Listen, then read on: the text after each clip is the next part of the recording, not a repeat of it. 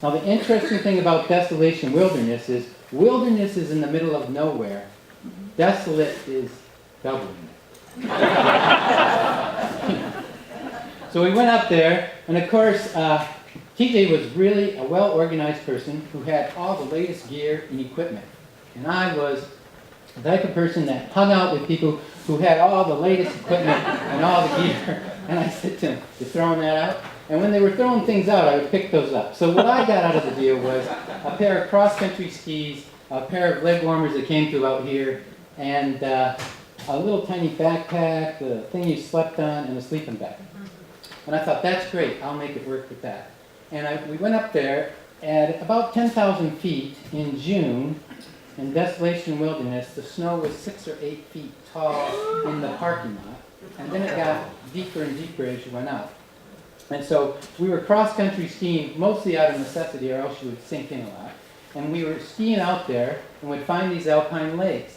And when we got to the alpine lakes, we would sit down, and what I did was I would take those little tiny orange pill things, and I would slip them onto these hooks. And then I would put it on a string and throw it out to the fish.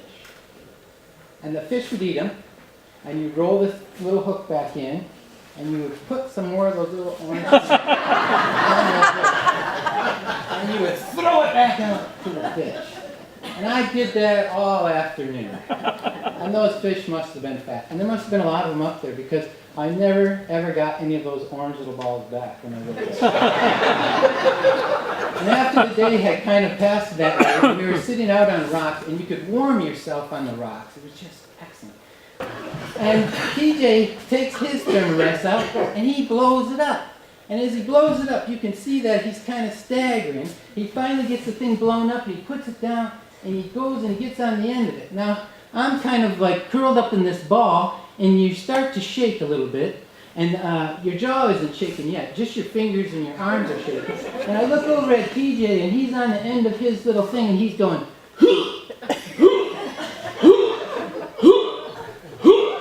and I think to myself, isn't that an odd thing to be doing? And I don't really know why he's doing it. And I look over, and at the end of a whole bunch of hoof, he goes, ha! And a little tiny piece of like pink stuff flies out of his mouth and lands on the ground. And I think, when did he have a chance to eat Pepto-Bismol? That's the only thing that's that bright pink, is Pepto-Bismol. And when you put Pepto-Bismol in your mouth, it just comes out pink like that. And I was thinking, why are you doing that? And I turned to him, and he says to me, I think what's happening here is we're getting into hypothermia. Do you know what that is? And I said, no. And he said, plus, we're having altitude sickness at the same time. Do you know what that is? I said, no. I've never actually lived in an altitude where sickness was a thing.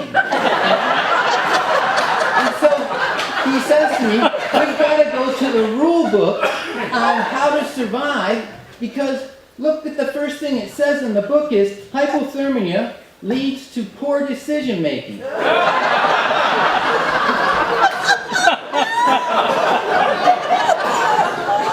I said, what do they mean by that? We didn't set up the tent. We didn't put the thermarest in the tent. We didn't even get the sleeping bags out. We've made some bad mistakes here. And I said to him, oh, but it didn't seem like bad mistakes. And then I realized, poor thinking is not something that actually occurs to you when you're poor thinking. You can't actually get it. And I was like, whoa. So I thought, well, all those ideas seem really good at the time, but they're not seeming so good right now. And plus we're starting to shake. So he says to me, okay, now we have to set up the tent. And I'm like, okay. So what happens is our hands freeze into these positions like this. And then those tents are those tents with those little sticks that go into those little tiny eye holes, and then you have to push them through those little tiny things. But your hands don't work, and they're going like this. And you're doing this, and he's like, are you in that? I'm like, I don't even see it. So we finally get the tent up. We throw the sleeping bag. We throw the thermarest out there, now waking up, and they're rolling themselves out.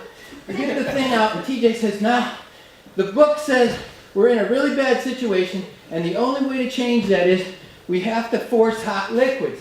Did we drink enough liquids during the day?" And I'm like, "Did you bring the canteen?" And he's like, "Yeah, I brought one. Did you?" And I'm like, "Damn."